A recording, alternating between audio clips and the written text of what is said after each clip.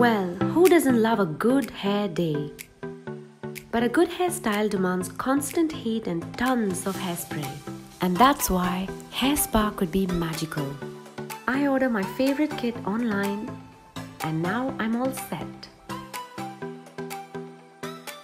Let me show you how to do a quick home hair spa. Step 1. Shampoo. I choose Karma Ayurveda's Lavender and Patchouli hair cleanser. Step 2. Hair mask. I choose the Rainforest Moisture Hair Butter by The Body Shop. I apply the mask to every strand of my hair. Now I use a hot towel for 10 minutes and let the mask sit on my hair for another 20. Step 3. Wash the hair and apply the hair serum. I pick the Grapeseed Hair Serum by The Body Shop. Step 4.